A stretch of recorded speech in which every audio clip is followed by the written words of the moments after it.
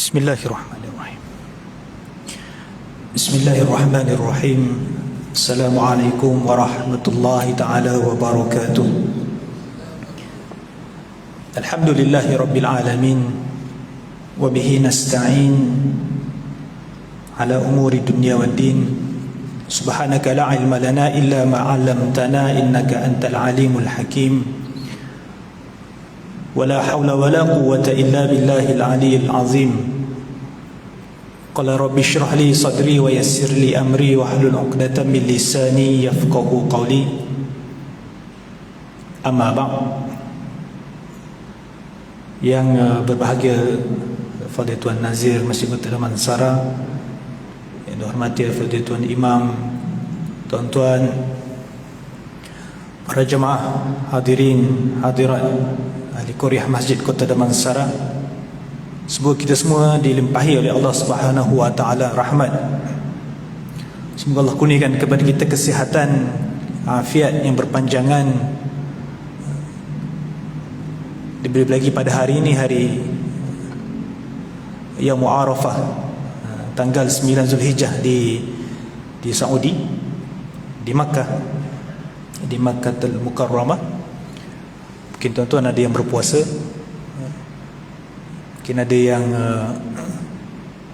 masih terus istiqamah dalam melaksanakan amal ibadat pada 10 Zulhijjah yang pertama ini. Semoga Allah memberikan kita kekuatan, kemampuan dalam melaksanakan ibadah sepanjang bulan Zulhijjah ini sehingga 10 Zulhijjah. Dan hari ini, kalau ikut sekarang ni jam 8 malam ni, kalau ikut tadi, kalau selepas Zuhur di Arafah tu dalam 5 lebih 5.20 berapa tadi? 5.26 5.28. Maksudnya jarak mungkin dalam 5 jam setengah di waktu Malaysia dengan Makkah. Maksudnya para hujjaj, para jemaah haji sedang berwukuf di Arafah, dan kita juga disunatkan untuk berdoa pada waktu ini, sehinggalah terbenamnya matahari di sana. Mungkin kalau jarak 5 jam tu mungkin dalam pukul 10 lebih kurang, waktu maghrib terbenamnya matahari. Dan seterusnya para jemaah haji akan bergerak ke Muzdalifah dan terus ke Mina kembali, kan. Ala kulli hal, semoga Allah memberikan kita kesihatan pada hari ini, memberikan kita kekuatan. Di antara maghrib isyak ni kita membincangkan beberapa perkara.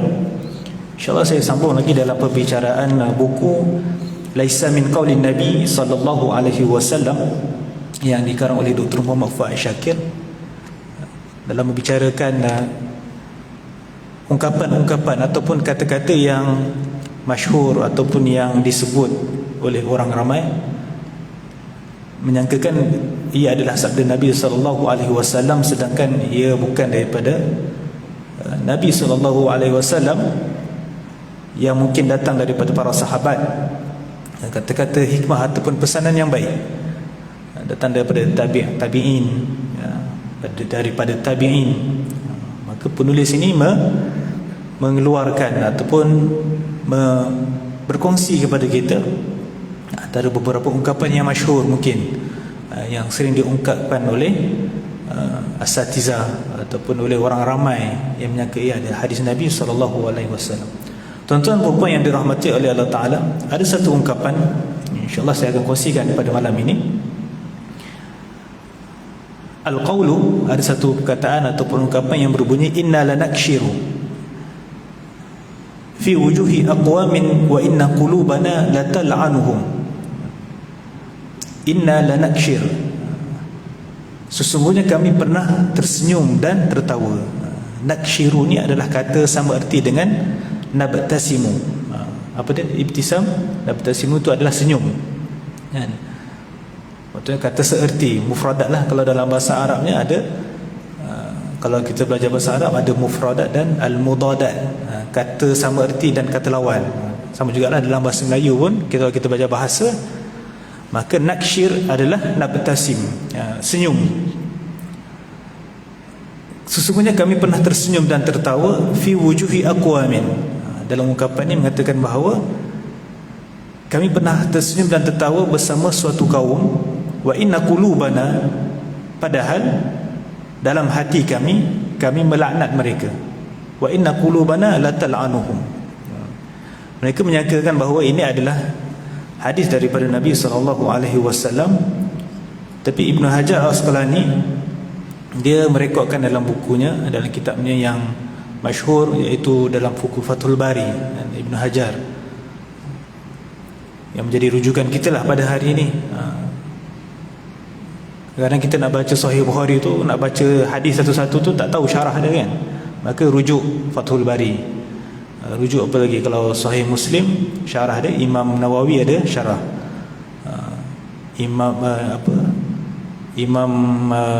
banyaklah. Kalau Fathul Bari ni Imam Badruddin juga ada mensyarahkan Fathul Bari.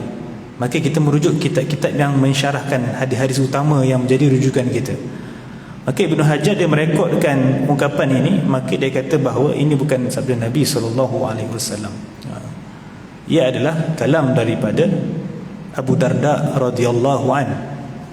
Satu ungkapan yang baik ataupun pesanan yang pernah disebut oleh Abu Darda, yang merupakan sahabat Nabi SAW.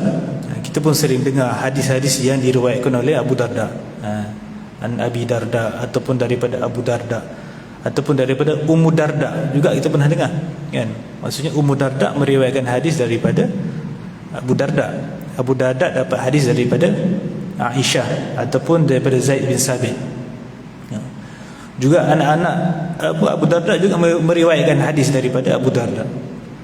Abu Darda merupakan sahabat Nabi SAW yang wafat pada tahun ke-32 Hijrah. Tahun ni 1443 Hijrah. Tuan-tuan tolak 1443 tolak 32 Hijrah, lebih kurang 1400 tahun yang lampau.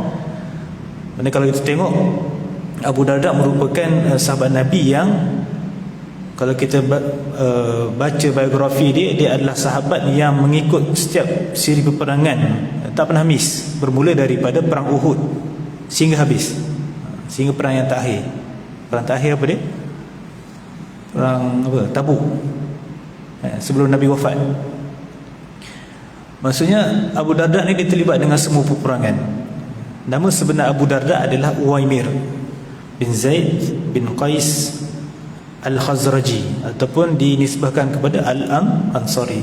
Bila sebut Khazraj ataupun Al-Ansari, Al-Khazraji atau Ansari, maksudnya kita dah tahu dah kan. Kalau kita nisbahkan orang tu Al-Ansari, maksudnya dia adalah orang daripada Madinah kan. Orang Ansar lah, orang yang memang asal dia adalah daripada kota Madinah, daripada suku Khazraj kan. Yang masyhur kita belajar, sahabat-sahabat Nabi ni sama ada dia orang ni adalah orang Ansar daripada mana, Aus ataupun Khazraj.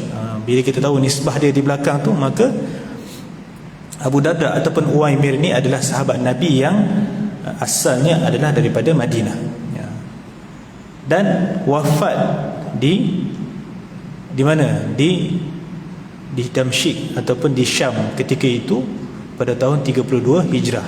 Hidup sehingga zaman Khalifah Uthman radhiyallahu anhu. Maksudnya lama. Sahabat Nabi dah wafat,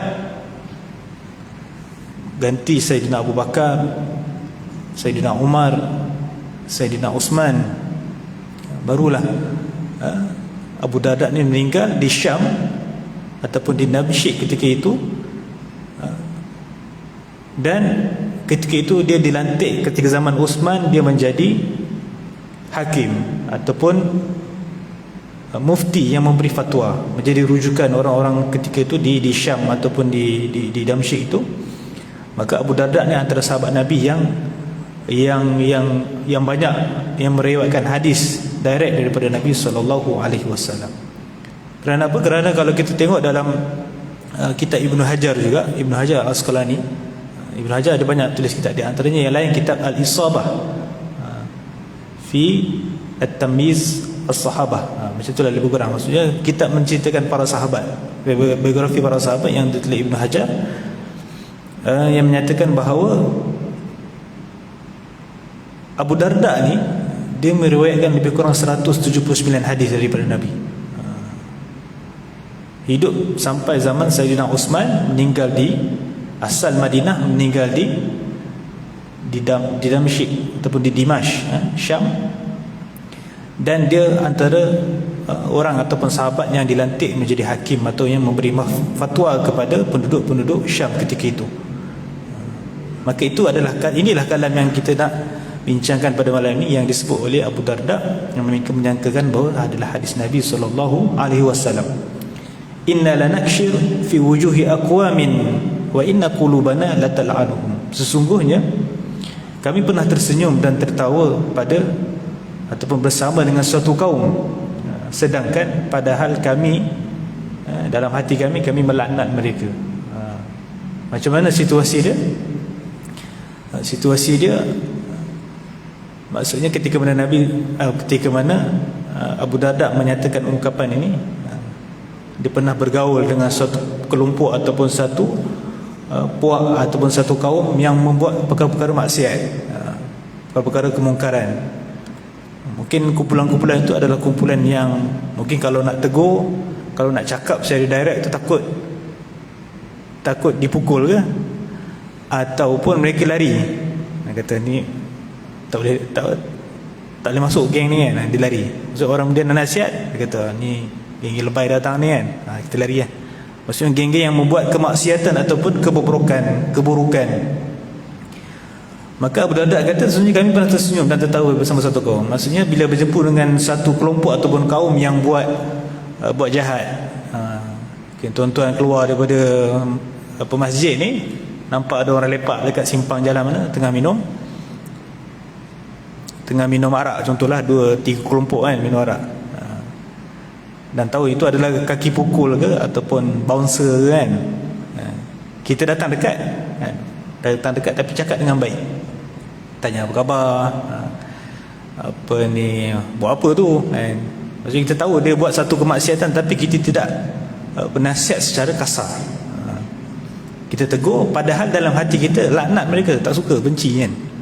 Kata apa ni, tak guna betul lah, macam itulah. Maksudnya jumpa satu kaum, senyum tertawa, bukan maksudnya mereda ataupun meredai perbuatan tersebut, tetapi hakikatnya membenci perbuatan tersebut ya, dalam hati.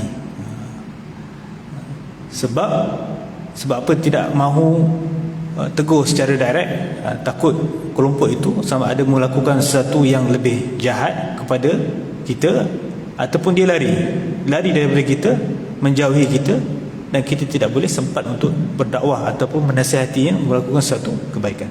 Maka itulah apa yang dimaksudkan oleh Sayyidina Abu Darda radhiyallahu an dalam mengungkapkan ungkapan ini. La'alla al-ibtisamatu fi wujuhim tasarruf syarruhum anhu. Dengan kita senyum pada mereka itu, kepada wajah mereka itu, senyum tertawa, maksudnya kita tidak menegur orang yang buat jahat itu, dalam masa yang sama hati kita membenci, melaknat perbuatan tersebut. Dan perbuatan ini ataupun sikap ini sebenarnya pernah dilakukan oleh Nabi SAW. Walaupun ungkapan ataupun kata tadi disebut oleh Abu Darda, sebenarnya Nabi pun pernah menganjurkan ataupun mengunjurkan sikap tersebut. Apa yang dikatakan adalah hadis masaha fi hadzal ma'na min kalamin Nabi SAW. Dalam hadis yang disebut oleh Imam Bukhari, akhrajul Bukhari wa Muslim fi sahihaihima, an Aisyah radhiyallahu anha qalat ista'zana 'ala an-nabi rajulun faqala i'dhanu lahu fabi'sa ibnu al-'ashirati aw bi'sa akhu al-'ashirah falamma dakhala al-an al-kalam faqultu lahu ya Rasulullah qultu ma qultu qulta ma qulta thumma alantu lahu fil qali faqala ayu Aisyah inna syarran nas manzilatan 'inda Allahi man tarakahu aw wada'ahu an-nas ittiqa'u fuhshi. Hadis ini dinyatakan oleh Ibnu Hajar dalam syarahnya Fathul Bari, yang mengisahkan bahawa Nabi SAW dalam bersikap seperti mana yang dinyatakan oleh Abu Darda tadi, ketika mana hadis ini diriwayatkan oleh Aisyah, daripada Aisyah radhiyallahu anha, kata Aisyah, kalau kita lihat, istazana ala Nabi sallallahu alaihi wasallam rajulun, seorang laki-laki telah meminta izin kepada Nabi sallallahu alaihi wasallam, dan beliau lalu bersabda, izinkanlah dia masuk. Maksudnya ada seorang lelaki ni datang kepada Nabi ataupun datang ke rumah Nabi, hendak berjumpa dengan Nabi. Maka Aisyah berkata, izinkanlah dia masuk. Izanu lahu, izinkan dia masuk. Fa bi'sa ibnul ashirah atau bi'sa akhul ashirah. Dan Nabi juga cakap, dia kata, dia ni adalah sejelek-jelek anak dari kabilahnya. Maksudnya orang teruk datang nak jumpa Nabi. Nabi cakap dengan Aisyah, ada orang tu datang dekat rumah Nabi nak jumpa dengan Nabi. Nabi kata, bagi dia masuk. Dan Nabi tahu, Nabi kenal orang tu. Nabi kata budak tu adalah budak yang sejelek-jelek ataupun orang yang teruk lah perangainya, mungkin perbuatannya, atau sejelek-jelek orang dari kabilahnya. Maka ketika orang itu masuk, beliau berbicara kepadanya dengan suara yang lembut. Ketika mana orang yang jahat tu, yang buruk perangai tu, yang Nabi pernah kenal dia datang kepada Nabi, dan Nabi cakap baik, Nabi cakap lembut. Falamma dakhala al-an al-kalamu faqultu lahu ya Rasulullah, dan lalu aku bertanya, wahai Rasulullah, iaitu Aisyah tanya kepada Nabi, wahai Rasulullah, anda berkata seperti ini dan ini, ma kulta, kamu cakap tadi macam tu, macam ni, kamu cakap dia jahat, dia buruk, tapi bila cakap sembang dengan dia baik pula kan. Maksudnya Nabi layan dengan baik, cakap lembut.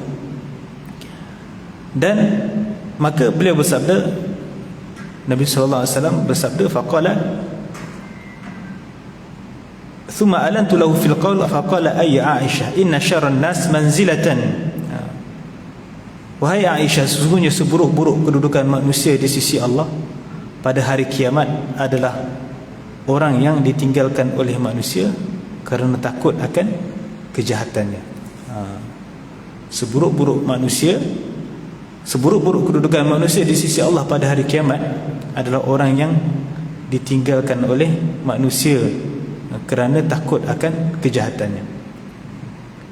Maksudnya Nabi cakap baik tu supaya orang tu tak buat jahat kepada Nabi. Dia tahu dah dia jahat. Bila kita cakap tak kena gaya, takut dia lebih memudaratkan kepada kita, sama ada dia lakukan pukul kita ke, ataupun dia jauh daripada kita, ataupun dia melakukan satu onar ataupun satu benda yang luar daripada jagaan yang merosakkan ataupun boleh membahayakan mudarat kepada kita. Maka hal ini Nabi mengatakan bahawa sikap ini pernah dinyatakan oleh Aisyah dan Nabi pernah buat. Maka penulis berkatakan wa hadzal rajul wa Uyainah bin Hisan. Ke dalam hadis ini, siapakah lelaki itu? Lelaki itu nama dia adalah Uyainah bin Hisan, merupakan sahabat yang ketika Nabi ceritakan perihalnya dalam hadis ini, dia belum Islam. Tapi selepas itu dia telah masuk Islam, qabla i'lanu islamuhu, sebelum dia masuk Islam dalam hadis itu. Maka selepas itu dia telah masuk Islam dan menjadi sahabat yang baik. Wa fi hadza jawazun mudarah. Apakah sikap tadi disebut di dalam bahasa Arab ataupun di dalam perbahasan akhlak kan? Kalau kita belajar akhlak, sikap apa yang disebutkan tadi itu? Maksudnya bila ada orang jahat ataupun orang yang buruk perangai ini, kita berbaik-baik dengan dia. Bukan kita berpura-pura, tidak. Disebut sebagai mudarah. Wa fi hadza jawazun mudaratun. Maka harus boleh kita melakukan sikap al-mudarah. Mim dal alif ra alif ta marbutah. Mudarah, bukan mudarat. Mudarah dal. May yattaqi fuhshihi, iaitu bertakwa ataupun takut dengan kejahatannya. Maka apakah maksud al-mudarah ini? dinyatakan oleh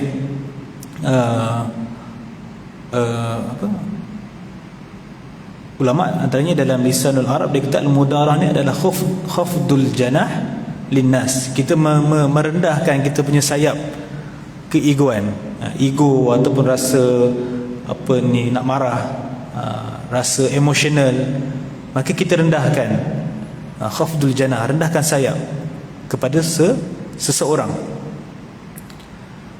Walayinul kalam, kita melembutkan dalam tutur bicara.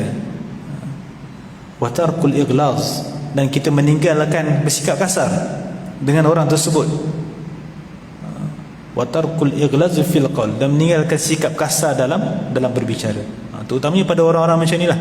Kita pun pernah pengalaman kan, ada bertemu dengan orang yang kita tahu dia ni memang panas baran, tak boleh cakap terlebih sikit, ataupun kalau kita bagi pandangan, dia tak terima pandangan kita. Bagi dia semua dia betul lah kan. So ada kita jumpa dengan orang-orang macam ni, dia panas baran, buruk perangainya. Maksud kalau kita tersilap cakap, takut dia akan luar daripada kawalan, takut dia pukul kita ataupun dibuat satu tindakan yang boleh membahayakan orang lain. Maka sikap mudarah ini, yang kita merendahkan emosional kita berdepan dengan orang-orang sebegini, supaya dia tidak terlebih-lebih ataupun melebihi daripada sifat sebenar dia.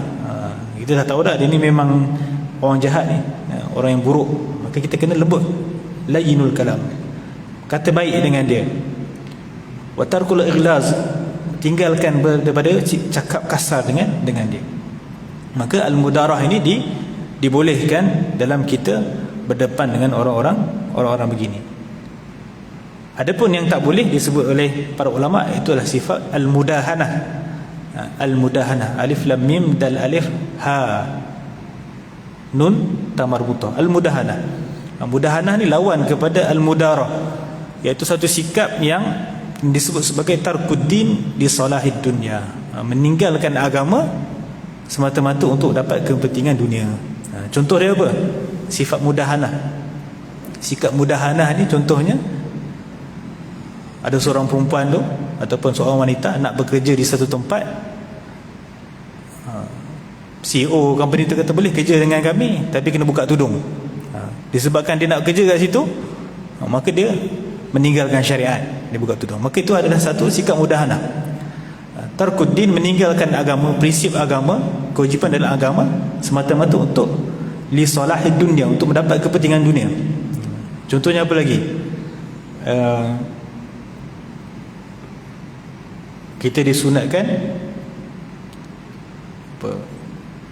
apa perkara-perkara yang disebabkan kepentingan dunia, kita meninggalkan agama. Banyaklah tuan-tuan boleh fikir kan, perkara-perkara yang disebut sebagai al-mudahanah. Dahinun ni kan, kalau dalam bahasa Arab, kata root word dia, kata akar dia minyak. Al-mudahanah ni pun maksudnya berminyak-minyak. Maksudnya kalau minyak tu, kalau di dalam air kan, minyak tu menutupi apa yang ada di dasar dia. Itulah maksud al-mudahanah. Dalam suratul qalam ada sebut waddu law tudhinu fayudhinun. Perkataan waddu ataupun mudahanah, dahinun itu apa dia? Maka mereka, iaitu orang-orang musyrikin, dalam suratul qalam ayat yang ke-9, mereka orang-orang musyrikin ni inginkan kamu, wahai orang-orang Islam, supaya kamu bercakap lunak dengan mereka, kan? Lalu mereka bersikap lunak dengan kamu. Dia nak suruh kita ikut dia, orang musyrikin ataupun orang-orang yang tidak beriman kepada Allah ni, orang kafir ni, dia nak suruh kita dengar cakap dia, dan dia akan lunak dengan kita. Bahaya. Maksudnya kita akan meninggalkan prinsip agama, meninggalkan dasar-dasar syariat, disebabkan kita mengejar habuan dunia, meninggalkan agama. Banyaklah kan contohnya apa? Contohnya kan baru-baru ni kan tengok apa filem Mak Kilau kan. Filem Mak Kilau, ada orang kata filem Mak Kilau berbentuk fasis kan. Maksudnya memperjuangkan satu etnik tertentu sahaja, Melayu Islam kan. Maka ada orang-orang yang mencabar. So dia kata buatlah cerita sejarah yang seolah mereka pun nampak harmoni ataupun bersama dengan perjuangan di negeri Pahang. Kan kalau tengok apa ni sinopsis ataupun potongan-potongan dalam filem apa Mak Kilau tu kan, banyak menyebut tentang perjuangan agama kan, agama tentang Melayu. Tapi ada kelompok-kelompok yang tak puas hati buat bantahan-bantahan kan. Maka kalau kita berprinsip dalam disebabkan kepentingan agama, maka kita pertahankan lah. Tak perlu kita lunak dengan mereka, supaya bila kita lunak dengan mereka, mereka juga akan lunak dengan kamu. Itu yang kehendak daripada orang-orang musyrikin. Waddu law tudhinu fayudhinun. Allah kata mereka ni, orang musyrikin ni, dia nak ikut telunjuk dia, dan dia akan lunak ataupun setuju dengan kamu. Dan maka prinsip al-mudarah itu boleh, harus. Adapun al-mudahanah ini, kita meninggalkan asas ataupun dasar, maksudnya kita tak ada prinsip keimanan, semata-mata dengan habuan dunia ataupun kepentingan dunia, maka kita tinggalkan agama, maka ini tidak benar ataupun tidak betul dalam Ibn Battal juga mengatakan bahawa al-mudarah itu adalah akhlak orang-orang yang beriman. Al-mudarah, kita bersikap al-mudarah, mungkin kita berdepan dengan satu orang, satu kaum yang kita nak nasihat direct, takut dia tak boleh terima, dia lari ataupun dia akan menentang kita secara konsisten. Kita buatlah macam mana pun, memang orang puak-puak ni dia akan tolak kita sampai ke sudah. Kita cakap buat baik ke, buat nasihat benda yang bagus ke, yang baik ke, maka dia akan tetap tolak. Maka kita bersikap al-mudarah, kita merendahkan kita punya sayap, ego kita cakap baik, cakap lembut dengan dia, wa tarkul ighlaz, dan meninggalkan daripada bercakap kasar dalam pertuturan. Maka benarlah ataupun apa yang disebut oleh Abu Darda itu sebenarnya disokong dalam hadis lain, hadis yang sahih yang diriwayatkan oleh Imam Bukhari dan Muslim. Kita diharuskan al-mudarah dengan orang, bermuamalat dengan orang ramai ataupun berurusan dengan orang, dan tidak boleh bersikap al-mudahanah, meninggalkan prinsip-prinsip asas dalam beragama. Wa jawazun ghibatul fasik al-mu'lin fisquhu, dan harus untuk kita ghibah, mengumpat tentang kefasikan seseorang yang telah mewar-warkan kefasikannya, kan, atau telah kita ketahui akan kefasikannya. Boleh, harus kita cerita tentang keburukan dia. Contoh apa? Orang-orang fasik ni melakukan dosa-dosa kecil yang konsisten kan.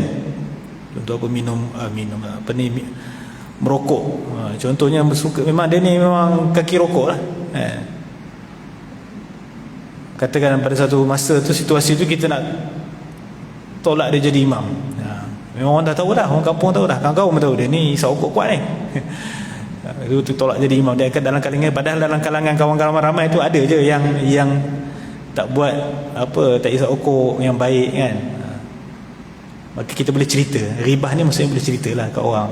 Dia ni ada suka buat benda-benda yang tak elok. Apalagi contoh fasik ni, orang buat dosa-dosa kecil lah. Memang dia ni suka buang sampah merata-rata. Dekat taman kita tahu dia ni memang suka buang sampah dekat ujung lorong tu. Kat lorong taman tu memang perangai dia suka buang sampah kat situ. Padahal tempat tu tak boleh buang sampah. Maksudnya kejahatan kecil yang ataupun dosa kecil yang dia selalu buat, yang diketahui oleh orang. Wa may yahtajun nas ila tahzir. Supaya apa? Supaya manusia ini tahu dan perlu tahu tentang sikap dia tu, untuk dia berhati-hati, tahzir, waspada daripada orang-orang sebegini. Maka betul lah, ataupun apa yang disebut oleh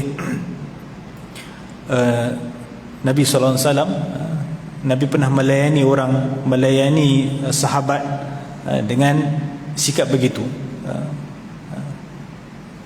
Luaran nampak baik, Nabi layan baik, cakap baik, tapi dalam hati sebenarnya Nabi tak suka ataupun melaknat orang itu. Itu juga disebut oleh Abu Darda. Dan Abu Darda ni antara sahabat yang pernah disebut oleh Masruq Masruq ni pernah kata apa? Dia kata sungguhnya aku pernah mendapatkan ilmu daripada Rasulullah sallallahu alaihi wasallam daripada 6 orang. 6 orang yang merawikan hadis, di antaranya adalah Abu Darda, iaitu Uwaimir bin Zaid bin Qais, yang meriwayatkan lebih kurang 179 hadis daripada Nabi sallallahu alaihi wasallam. Sehingga hari ini kita menerimanya, membacanya apa yang telah direkodkan oleh imam-imam muhaddis, Imam Bukhari, Imam Muslim, dan dalam kutub sittah yang lain kan, dalam hadis-hadis kutub yang 6 yang lain tu. Maka hadis Abu Darda ni menjadi rujukan kepada kita dalam kita membuat penilaian. Dan kita berurusan ataupun bermuamalah bermuamalah dengan orang ni kena sentiasa baiklah, walaupun orang tu adalah orang-orang yang buruk perangainya. Kerana apa? Sayyidina Umar pernah berkata, khalitun nas, pergaulilah kamu dengan manusia, dengan orang ramai ni, bil akhlak, kita gaul dengan semua orang ni dengan akhlak yang baik. Tak kira lah orang tu jahat ke, orang tu baik ke, kita pun tak tahu perangai dia sebenar, maka kita bergaul macam biasa. Khalitun nas bil akhlak wa zayyiluhum bil a'mal. Dan namun kita kena perselisihilah mereka dengan amalan. Membezakan kita dengan seseorang itu dengan amalan. Kalau kita tahu orang tu adalah orang yang melakukan maksiat, melakukan kejahatan, kita berurusan macam biasa, berurusan bermuamalat,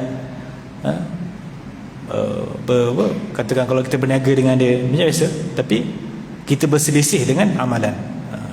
Itu apa yang pernah dipesan oleh Sayyidina Umar. Dengan apa? Sebab apa? Sebab kita dengan semua orang ni kita kena sentiasa bermuamalat, bukan bermujamalah. Bermujamalah ni, bila teringat mujamalah ni, teringat pasal isu apa, mujamalah ni, isu ni lah visa furada, yang orang duk kecoh ni kan. Visa furada ni sebenarnya adalah satu kaedah al-mujamalah. Al-mujamalah ni daripada perkataan jamil, cantik. Mujamalah ni kalau dalam bahasa kita apa, dalam bahasa tempatan kita, maksudnya kita nego dengan seseorang, nego dengan cara mujamalah. Sebab apa mujamalah ni? Kita baik-baik dengan dia supaya dia memberikan kita, maksudnya kita melobi lah cerita dia, kita melobi dengan seseorang itu supaya orang tu memberikan manfaat, sesuatu manfaat kepada kita. Isu dia, isu visa furada ni lah. Kalau kita tengok ejen-ejen travel ni, kalau dia kata visa furada ni satu benda yang tak pasti, memang dia orang tahu kan, syarikat apa travel agency ada satu benda yang tak pasti. Kerana visa furada ni memerlukan satu kemahiran al-mujamalah, maksudnya kena hubungan baik dengan seseorang daripada orang Arab Saudi. Sebab visa tu visa daripada Saudi, bukan visa yang kota yang ditentukan oleh yang ditentukan kepada lembaga tabung haji tu. Visa furada tu kalau kita tengok, sebab apa ada jemaah-jemaah haji yang tak dapat pergi tu, sebab visa tu pun tak tahu statusnya, terawang-awang, cuma dijanjikan baiklah kan oleh pihak agensi travel dan sebagainya, ejen-ejen ni, benda tak pasti. Kita tak perlu yakin pun, tak perlu nak buat kenduri awal kan, sebab tak tahu benda tu jadi ke tak jadi kan. Diam-diam je, kalau dapat alhamdulillah, tak dapat balik je lah. Itu adalah antara mujamalah. Maksudnya ada kemahiran melobi dengan cara yang baik, maksudnya dengan sikap trademark ataupun trusted, dipercayai, kepercayaan di antara dua pihak. Sebab tu bukan senang-senang orang nak pergi haji dengan visa furada tu. Nak kata bukan kita menafikan visa furada tu tak ada, memang wujud pun, memang ada secara realiti, memang ada, memang berlaku, memang ada yang berjaya, dan tak semuanya dapat. Nanti kan kita menafikan pula kan, tak nafi, benda tu memang ada dan wujud secara realiti, dan tak semuanya dapat. Dan balik pada tadi al-mudarah dan mudahanah, kita bermuamalat, kita bergaul, kita bercampur dengan manusia. Khalitun nas, kita bercampur dengan manusia, berurusan dengan manusia seperti biasa, walaupun kita tahu orang tu tak baik ataupun buruk perangainya, jahat, melakukan maksiat, melakukan keburukan, melakukan kebinasaan, tapi kita tetap pergauli mereka dengan akhlak yang baik. Cuma kita berbeza, kita berselisih dengan mereka dengan amalan masing-masing. Kalau dia buat benda tu, kita tak buatlah. Sebagai orang yang tahu tentang dosa pahala, syurga neraka, maka kita perselisih dengan golongan-golongan yang begitu dengan amal-amal yang baik.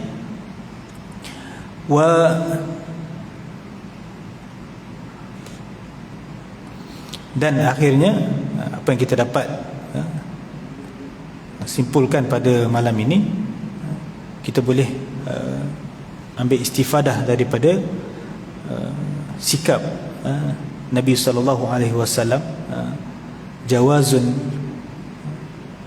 wa fi hadza jawazun mudaratun man yattaqi fuhshihi, iaitu harus untuk kita melaksanakan ataupun melakukan perkara-perkara yang mudarat ataupun perkara-perkara yang boleh menyebabkan seseorang itu tidak melakukan kejahatan kepada kita dan mengelakkan melakukan perkara yang buruk ke atas kita dengan sikap kita. Sebab itu penting untuk kita yang melakukan perkara-perkara baik, perkara-perkara amal soleh, dalam semua kita berdepan dengan orang ramai, kita kena mengenali satu kelompok tu ataupun satu kaum tu dengan melihat secara zahirnya, ataupun mengenali satu kumpulan tu daripada masyarakat kita sendiri, daripada qaryah kita sendiri. Lebih lagi dalam musim haji ni kan, ataupun musim korban ni, Masjid Kota Damansara berapa ekor? 25 ekor. Lembu kan? 25 ekor. Banyak tu 25 ekor. Konsisten lah Masjid Kota Damansara 25 ekor biasa kan. 25 ekor. Alhamdulillah, semoga kita semua sempat melaksanakan amal ibadat korban ni hari Ahad ni kan, selepas solat, dalam kita mengejar ataupun mengambil semangat pengorbanan. Kalau kita lihat bagaimana bermulanya korban ataupun istilah pengorbanan itu daripada peristiwa Qabil dan Habil. Tuan-tuan boleh lihat dalam suratul Maidah yang ke-27, dinyatakan bagaimana Habil dan Qabil mempersembahkan kurbanan. Dalam ayat itu mengatakan bagaimana mereka mempersembahkan kurban mereka ataupun mempersembahkan ibadah mereka. Kalau kita tengok dalam tafsir, Habil diminta ataupun dituntut untuk mempersembahkan kurban ataupun sembelihan daripada ternakan dia.